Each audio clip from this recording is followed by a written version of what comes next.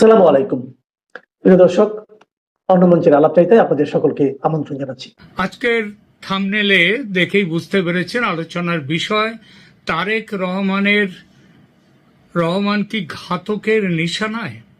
বাংলাদেশের গুপ্ত হত্যার ইতিহাস কি আবার নিজেকে পুনরাবৃত্তি করতে চলেছে? এই বিষয় নিয়ে এখনকার আলোচনা।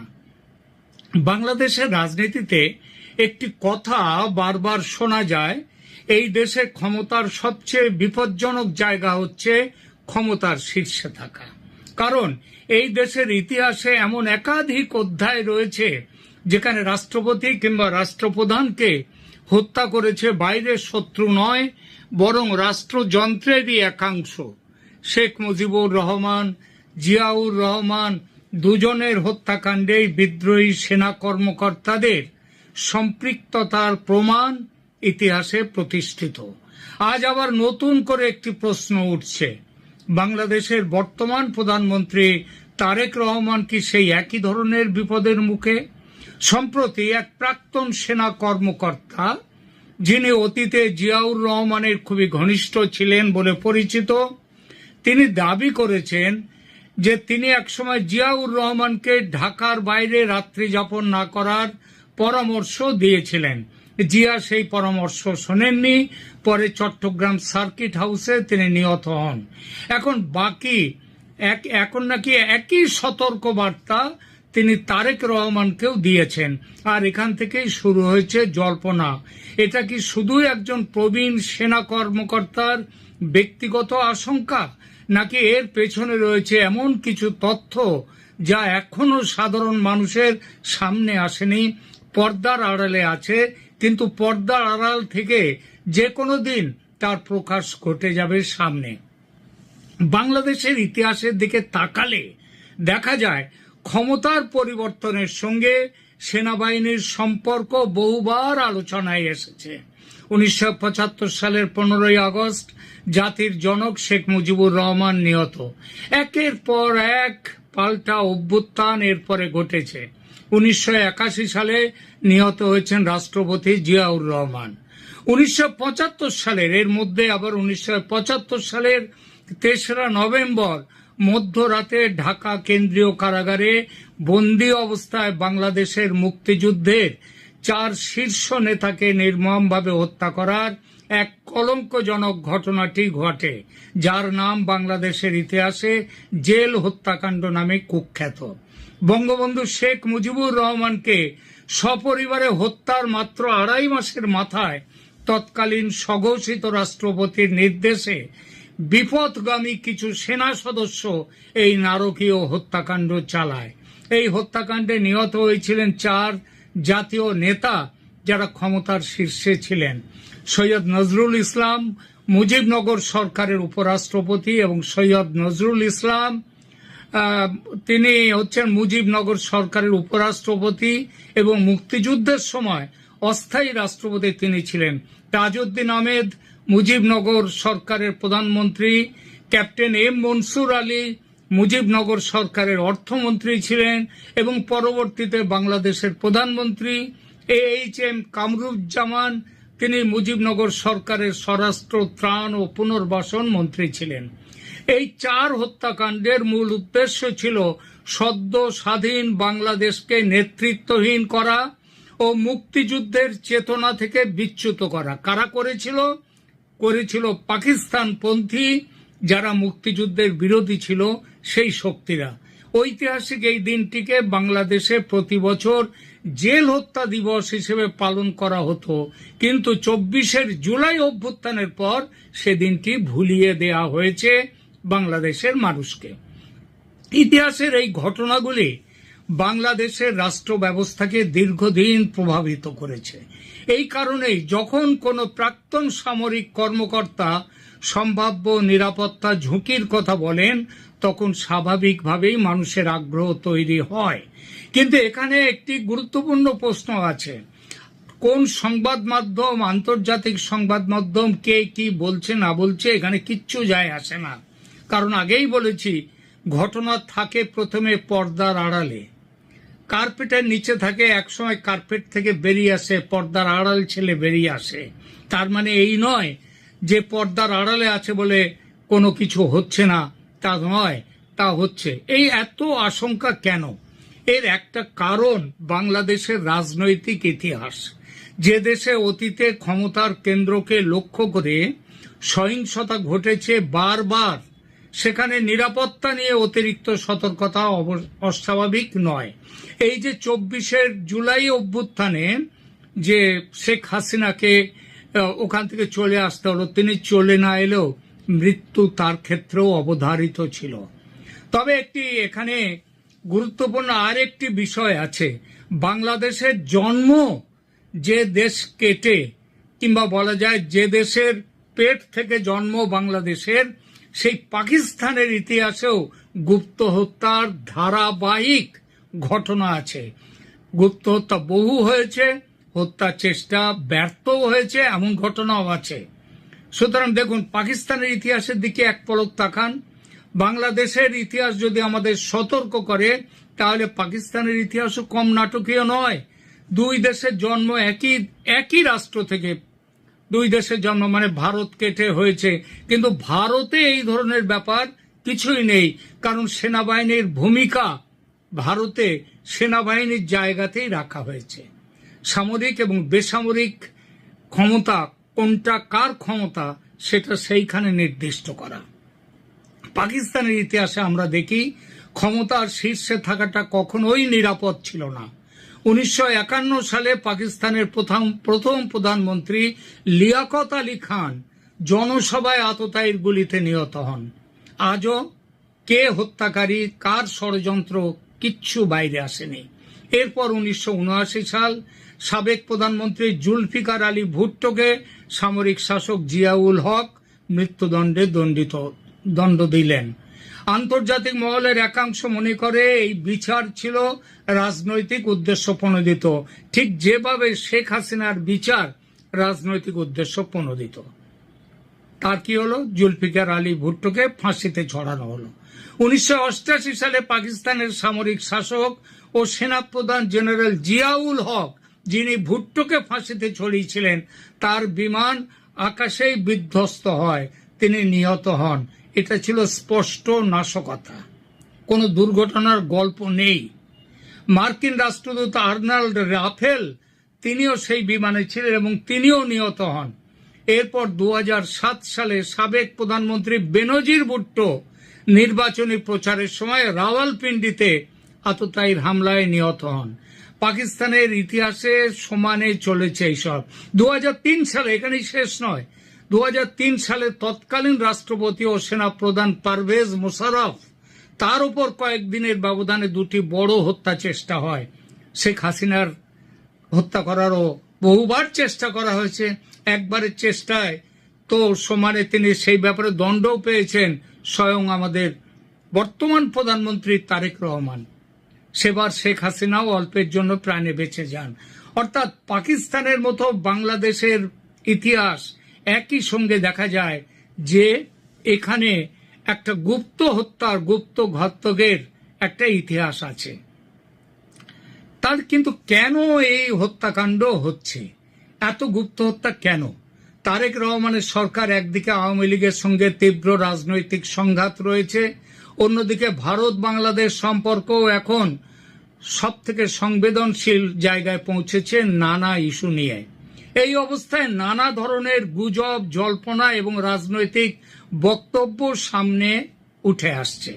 সবচেয়ে বিতর্কিত প্রশ্নে আসা যাক, যদি সত্যি তারেক রহমানের হত্যাকাণ্ডের কোনো চেষ্টা হয়ে থাকে, যদি মানে সেরকম সম্ভাবনা যদি থাকে, তাহলে সেই ষড়যন্ত্র কারা করতে পারে? এখানে একটা বিষয় পরিষ্কার করা জরুরি। প্রকাশ্য তথ্যের ভিত্তিতে বর্তমানে কোনো নির্দিষ্ট ব্যক্তি, গোষ্ঠী বা প্রতিষ্ঠানের বিরুদ্ধে এমন অভিযোগের সমর্থনে বিশ্বাসযোগ্য কোনো প্রমাণ নেই। এটা হত্যার আগে থাকে না। মুজিবুর রহমানকে বারবার তাকে সাবধান করে দেওয়া হয়েছিল যে তার বিরুদ্ধে ষড়যন্ত্র কিন্তু চলছে। মুজিবুর রহমান তিনি সেখানটায় তিনি কান দেননি, অর্থাৎ তিনি সরকারের প্রধান হয়েও তিনি কোন রকম আঁচ পাননি যে তাকে হত্যা করা হতে পারে। অর্থাৎ যতক্ষণ না নিহত হচ্ছে কেউ ততক্ষণ বোঝা যায় না ষড়যন্ত্র, নিহত হলে তখন বেরিয়ে আসে ষড়যন্ত্রের কথা। এখন এই কোন দেশের সরকার প্রধানের বিরুদ্ধে হুমকি থাকলে বা বিভিন্ন উৎস থেকে তার হুমকি আসতে পারে, উগ্রপন্থী সংগঠনগুলো দিতে পারে, সহিংস রাজনৈতিক গোষ্ঠীরা হুমকি দিতে পারে, কোনো একক হামলাকারী বা অন্য কোনো নিরাপত্তা ঝুঁকি সেগুলোও থাকতে পারে, কিন্তু প্রমাণ ছাড়া কোনো কাউকে আমরা প্রথমেই সম্ভাব্য হত্যাকারী হিসেবে চিহ্নিত করতে পারি না। কিন্তু এটা ঠিক, বাংলাদেশের যা ইতিহাস, যা পরম্পরা, সেখানে তারেক রহমান এবং তারেক রহমানের বিরুদ্ধে এখন যদিও তিনি নিজে বাঁচবার জন্য চীন এবং পাকিস্তানের সাথে খুব ভালো সম্পর্ক তৈরি করছেন, কিন্তু তিনি বাঁচতে পারবেন বলে অনেকেই মনে করছে না, যার জন্যই তাকে নিষেধ করা হয়েছে যে তিনি যেন ঢাকার বাইরে রাত্রি না কাটান। কিন্তু ঢাকার ভেতরে থাকলেই কি তিনি নিজের জীবন বাঁচাতে পারবেন? শেখ মুজিবুর রহমানের হত্যা তো ঢাকার ভেতরেই হয়েছিল, সেনাই করেছিল তার হত্যা, তার নিজের বাসভবনে হত্যা করেছিল। সুতরাং ঢাকার বাইরে গেলে, হ্যাঁ, ঢাকার বাইরে গেলে যে বাঁচবেন এমন কথা নেই, কিন্তু ঢাকার ভেতরে থাকলে অন্তত যে বাইরে গেলে যতটা আশঙ্কা থাকে সেই আশঙ্কার পরিমাণটা হয়তো কিছুটা কমে। এর মধ্যে সামাজিক মাধ্যমে কারা হত্যা করতে পারে এই নিয়ে অনেক কথা ঘুরছে, অনেক কথা সামাজিক মাধ্যমে ঘুরছে। কেউ বলছেন এটাকে পাকিস্তান তাকে হত্যা করতে পারে। কারণটা কি? কারণ পাকিস্তানের উদ্দেশ্য, আমেরিকার উদ্দেশ্য ছিল যে জামাতকে ক্ষমতায় নিয়ে আসা, কিন্তু তা তো আসেনি। আর তারেক রহমানকে দিয়ে হয়তো পুরো কাজটা হচ্ছে না ঠিক মতো করে, যদিও তিনি খুবই চেষ্টা করছেন পাকিস্তানের গুডবুকে থাকার, কিন্তু সেটা হয়তো হচ্ছে না। আর পুরোপুরি বাংলাদেশকে একেবারে পাকিস্তানের একেবারে কোলে গর্ভে নিয়ে যাওয়ার চেষ্টা চলছে, সেই হিসেবে পাকিস্তানের ভূমিকা আছে। ভূমিকা এখানে অনেকেই বলছে আওয়ামী লীগের গত 2 বছর প্রায় হতে গেল, কই আওয়ামী লীগের মধ্যে এমন কোনো জিনিস দেখা যায়নি যে তারা এই ধরনের কোনো কিছু করতে পারে। তৃতীয়ত হতে পারে কি, সব থেকে যেটা ভয়ঙ্কর সেটা হচ্ছে কি, যে সেনার ভেতরের কোনো গোষ্ঠী তাকে হত্যার চেষ্টা করতেই পারে। বাংলাদেশ সেনার ভেতরে অনেক রকম গোষ্ঠী আছে, এখানে পাকিস্তানপন্থী গোষ্ঠী আছে, উগ্রপন্থীরা আছে, আবার অল্প স্বল্প হলেও ভারতপন্থী গোষ্ঠী আছে, আবার আরো অল্প স্বল্প হলেও তাদের সঙ্গে আছে আওয়ামী লীগপন্থী গোষ্ঠী। তো এরা সব মিলে এরা যে কেউ আবার গোষ্ঠীর বাইরে ব্যক্তিগত ইচ্ছা থেকে সেখান থেকেও করতে পারে। দেখুন, ইসলামের সব থেকে ওপরে 4 জন খলিফা তারা নিহত হয়েছিলেন এবং সেই নিহত হওয়ার পেছনে যে সব সময় যে কোনো গোষ্ঠীর হাত ছিল তা না, ব্যক্তিগত ঈর্ষা থেকেও, ব্যক্তিগত বিরোধ থেকেও খুন হয়েছেন। এবং তাছাড়া তাদের ইসলামের পন্থা নিয়ে, পথ নিয়ে বিরোধের জন্য কারা খুন হয়েছেন? খলিফারা। সুতরাং ইসলামের মধ্যে যে কোনো কারণেই হোক হত্যা এবং মৃত্যু, গুপ্তঘাতক, এগুলো যেন জড়িয়ে রয়েছে তার ইতিহাসের মধ্যে। সেই ইতিহাস থেকে বেরিয়ে আসতে পারছে না কোনো মুসলিম দেশের নেতৃত্ব, কেউ বেরিয়ে আসতে পারছেন না। পাকিস্তান বেরিয়ে আসতে পারছে না, এমনকি বাংলাদেশও বেরিয়ে আসতে পারছে না। এর মধ্যে আরেকটি সম্পৃক্ততা, কার ভূমিকা আছে বলে সেটা কথা চলছে। কার ভূমিকা? সেটা হচ্ছে ভারতের ভূমিকা আছে কিনা। কারণটা কি, এই মুহূর্তে তারেক রহমানের ওপরে অনেক বড় বাজি ধরেছিলেন আজ থেকে 3-4 মাস আগে ভারত সরকার। তাকে লন্ডন থেকে নিয়ে আসার জন্য ইলেকশন করা, যে মোহাম্মদ ইউনূস তো ইলেকশন করতে চাননি, 5 বছর ক্ষমতায় থাকার প্ল্যান ছিল তার, কিন্তু তা সত্ত্বেও আমেরিকা এবং ভারতের যৌথ চাপে ইলেকশন ডাকতে হয়েছিল। এবং সেই ইলেকশনে ভারত মূলত তারা এগিয়ে গিয়ে তারা তারেক রহমানকে ফিরিয়ে আনার ব্যবস্থা করেছে এবং তারেক রহমানের দিকে তারা যেটাকে বলে গোল্ডেন মানে অলিভ ব্রাঞ্চ মানে তাদের দিকে তাদের সমর্থন তুলে দিয়েছিলেন, কিন্তু তারেক রহমান সেই সমর্থনকে তিনি শেষ পর্যন্ত মর্যাদা দেননি। এখন এই মুহূর্তে ভারত এবং বাংলাদেশের সম্পর্ক সেই ইউনূস আমলের মতো তলানিতে এসে নেমেছে। এই পরিস্থিতিতে অনেকেই যেমনভাবে স্বাভাবিক যেটা বাংলাদেশের পক্ষে, তারা বলছে যে এই তারেক রহমানকে হত্যার পরিকল্পনায় ভারত থাকতে পারে। আবার এই সঙ্গে অনেকেই বলছেন যে ভারত যেমন পাকিস্তানে একের পর এক সন্ত্রাসবাদী নেতারা তারা মারা যাচ্ছে, তাদের খুন করা হচ্ছে, বাংলাদেশেও বেশ কিছু খুন সম্প্রতিকালে হয়েছে, হত্যা হয়েছে, তার পেছনেও একটা সঙ্গ একটা দিক থেকে ভারতের সম্পৃক্ততার একটা কথা উঠছে। কারণ অজিত ডোভালের এই ব্যাপারে অনেক সুনাম বা দুর্নাম সেগুলো রটছে। সুতরাং বাংলাদেশের এই তারেক রহমান হত্যার মানে আশঙ্কার পেছনে ভারতের ভূমিকার কথা অনেকে বলতেই পারে, কিন্তু ভারতের আবার বলি, ভারতের বিরুদ্ধে এই ধরনের কোনো ষড়যন্ত্রের কথা কোনো প্রমাণিত নয় সেটা। তবে একটা জিনিস তো বলাই যায়, সর্বোচ্চ দপ্তরে সর্বোচ্চ স্তরে তার শত্রুকে হত্যা করা কিংবা রাজনৈতিক কারণে কাউকে হত্যা করা, তার বহু প্রমাণ ইতিহাসে ঘটে গেছে। লাল বাহাদুর শাস্ত্রীকে নিয়ে যাওয়া হয়েছিল তাশখন্দে 1965 ভারত পাকিস্তান যুদ্ধের পর। তারপর যে পরিস্থিতিতে তাকে পাওয়া গিয়েছিল, তার মৃত্যু ঘটেছিল, সেই মৃত্যুর কোনো পোস্টমর্টেম ময়না তদন্ত আজ পর্যন্ত হয়নি। এখন অবশ্য হওয়ার কোনো প্রশ্নই নেই, কিন্তু তাশখন্দ ফাইল সেখানে দেখানো হয়েছে, সেখানে পরিষ্কার বলা হয়েছে এই হত্যাকাণ্ডের পেছনে আর সোভিয়েত রাশিয়ার কি ভূমিকা থাকতে পারে বা কি ভূমিকা ছিল। এরকম বহু হত্যাকাণ্ড ঘটেছে আমাদের দেশে এবং বিদেশে সর্বত্র।